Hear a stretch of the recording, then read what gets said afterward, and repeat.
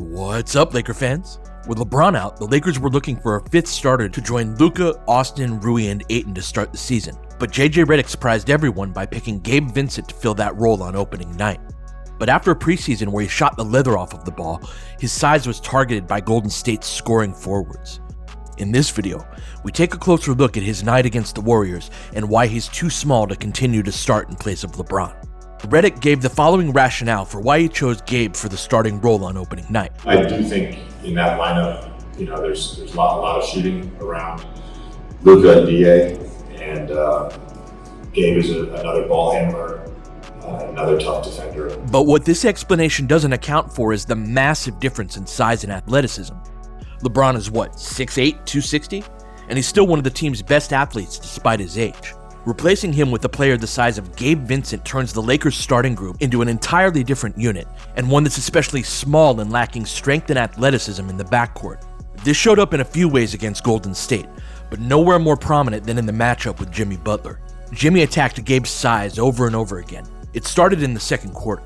Jimmy posts him up and kicks it out here, getting the blender going a little bit until the ball makes its way back to him.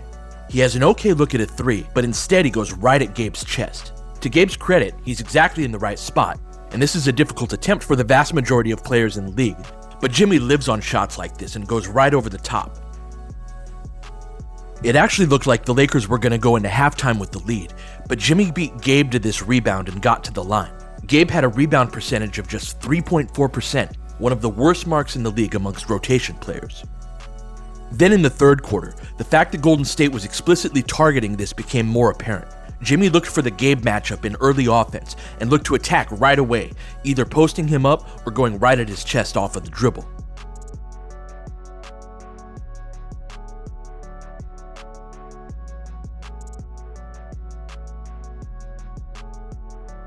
Kuminga targeted Gabe in this way as well, and got a layup for Horford out of it.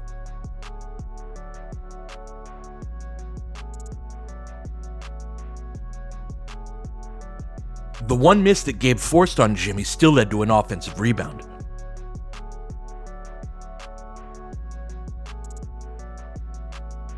Compare this to the post-ups Jimmy had on Smart.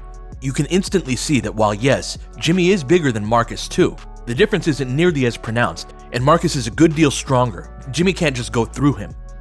But this isn't an anti-Gabe video. He does bring value to the table, and I wanted to highlight a couple of things that I liked with him. I think he's a great candidate as a screener for Luka when defenses are putting two guys on him. Gabe is good at scurrying around, and that's exactly what you need to do when Luka draws two. Get into the open space and attack the 4-on-3 right away. Gabe's not a great shooter, but he's probably the Lakers' best movement shooter, especially in terms of being able to go from running to elevating on balance in an instant. And he's excellent at actually making contact on the screens.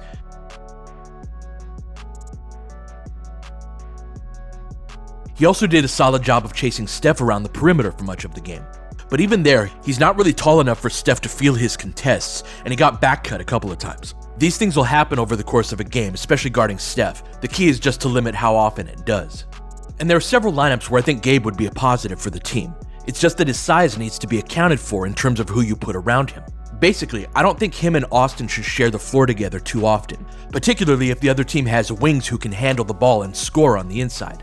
The Lakers do a lot of 1-4 switching, so teams targeting the Lakers' size is inevitable if they have the personnel to do it.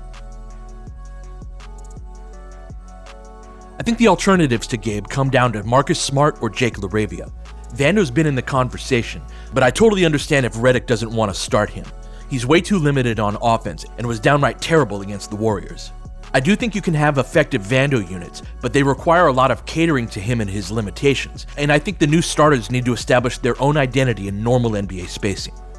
Conventionality on both ends is why I prefer Smart. I get that he's not as quick as he used to be, but guarding the other team's best ball handler is what he's always done for a living. He knows how to execute pick and roll coverages properly in tandem with his 5, allowing the Lakers to provide a wider variety of defensive looks. And he's competent on offense. He's certainly a lot better than Vando on this end. The Lakers can still run what they want to run on both sides of the ball with Smart on the court.